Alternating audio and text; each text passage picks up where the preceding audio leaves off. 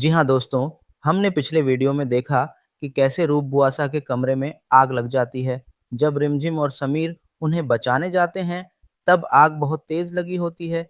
दोनों बहुत परेशान हो जाते हैं। अगले दिन समीर गुस्से में खड़ा था। उसने सख्त आवाज में कहा, दादी सा और परी के जाने की तैयारियां करवा दी गई हैं। कल सुबह दादी सा अपनी पोती को यहाँ से लेकर चली जाएंगी। रिमझिम एक कदम आगे बढ़कर बोली, दादी सा और परी कहीं नहीं जाएंगी। समीर की आंखों में गुस्सा था। उसने कहा, यह एक राजा का फैसला है। इसे कोई नहीं बदल सकता। कोशिश भी मत करना। दादी सा के हाथ कांप रहे थे। परी डरकर रिमझिम के पीछे छिप गई। उसकी आंखों में आंसू थे। हमने कुछ नहीं किया, लेकिन आज महल में कोई उसकी बात सुनने को तैयार नहीं था, क्योंकि पिछली रात रूप बुआसा के कमरे में अचानक आग लग गई थी। कमरे के पर्दे, अलमारी का एक हिस्सा और कुछ पुराने कागज जल गए थे। अच्छी बात सिर्फ इतनी थी कि रूप बुआसा समय रहते बाहर निकल आई थी, लेकिन सबके मन में एक ही सवाल था, आखिर आग किसने लगाई? रिमझिम को यकीन नहीं था कि परी ऐसा कर सकती है। उसने धीरे से पूछा, परी सच सच बताओ, क्या तुम रात को वहां गई थी? परी ने सिर झुकाकर कहा, हाँ, गई थी। सब हैरान रह गए। समीर की आवाज और तेज हो गई, तो तुम मानती हो कि तुम वहां गई थी? परी रोते हुए बोली, नहीं, मैंने आग नहीं लगाई। मैं बस रूप बुआसा के लिए पानी रखने गई थी। फिर मुझे बाहर से किसी के कदमों की आवाज सुनाई दी। मैं डर गई और वहां से भाग आई। किसकी आवाज? रिमझिम ने पूछा। मैंने नहीं देखा। समीर ने गुस्से में हाथ झटक दिया। बस बहुत हुआ। तभी दादी सा बोली, हमारी पोती झूठ नहीं बोलती। समीर ने पलटकर कहा, और सबूत? दादी सा चुप हो गई। रिमझिम सीधा रूप बुआसा के कमरे में गई। वह जली हुई चीजों को ध्यान से देखने लगी। उसे एक अजीब बात दिखाई दी। मेज के पास तेल की खुशबू थी। दिया पलटा नहीं था, मतलब आग दिए से नहीं लगी थी। फिर उसकी नजर खिड़की के पास पड़ी।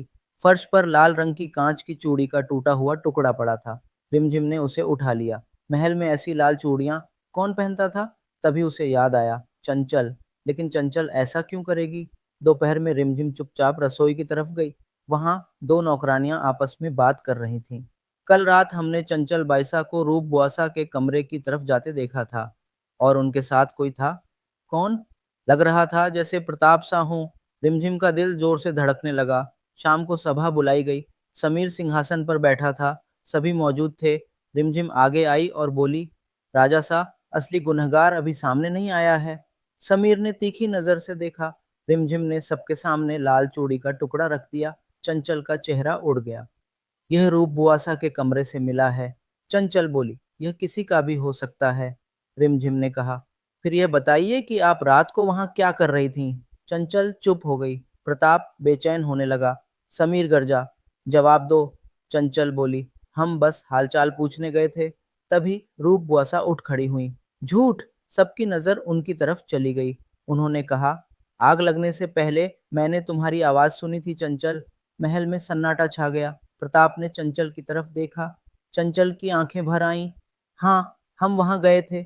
समीर गुस्से से खड़ा हो गया। क्यों? चंचल रोने लगी। क्योंकि रूप बुआसा के पास पुराने दस्तावेज थे, जिनमें लिखा था कि पिताश्री ने कुछ जमीन दादी सा के नाम की थी। अगर वह सच सामने आ जाता, तो हमारा हिस्सा कम हो जाता। सब हैरान रह गए। प्रताप ने सिर झुका लिया। हम सिर्फ कागज जलाना चाहते थे। आग इतनी बढ़ जाएगी, यह नहीं सोचा था। परी रोते हुए दादी सा से लिपट गई। मैंने कहा था ना, मैंने कुछ नहीं किया। समीर कुछ पल चुप रहा। फिर उसकी नजर परी पर गई। उसकी आंखों में पछतावा था। वह नीचे आया और परी के सामने झुक गया। हमें माफ कर दो। हमने बिना सबूत तुम्हें दोषी मान लिया। परी चौंक गई। दादी सा की आंखें भर आईं। रिमझिम ने राहत की सांस ली। समीर ने सभा में ऐलान किया, आज से कोई भी दादी सा या परी पर उंगली नहीं उठाएगा। फिर उसने प्रताप और चंचल की तरफ देखा। गलती सिर्फ आग लगाने की नहीं, भरोसा तोड़ने की भी है। प्रताप बोला, हमें सजा मंजूर है। समीर ने कहा, 1 महीने तक तुम महल के फैसलों से दूर रहोगे और रूप बुआसा से माफी मांगोगे। दोनों ने सिर झुका दिया। रात को महल फिर शांत था। दादी सा मंदिर में दीपक जला रही थी। परी आकर रिमझिम से लिपट गई। अगर आप नहीं होती तो हम यहाँ से चले जाते। रिमझिम मुस्कुराई। सच देर से सामने आता है, लेकिन आता जरूर है। थोड़ी दूर खड़ा समीर यह सब सुन रहा था। उसने धीरे से कहा, आज हमें समझ आया कि फैसला लेने से पहले भरोसा और सच दोनों जरूरी हैं। दादी सा और परी कहीं नहीं जाएंगी। रात को परी फिर अपने कमरे में थी। इस बार दादी सा उसके पास बैठी थीं। परी ने धीरे से पूछा, दादी सा, अब हमें जाना नहीं पड़ेगा ना? दादी सा ने उसके सिर पर हाथ फेरा और कहा, नहीं बिटिया, अब कोई तुम्हें इस घर से दूर नहीं करेगा। दरवाजे पर खड़ी रिमझिम ने यह सुना तो मुस्कुरा दी।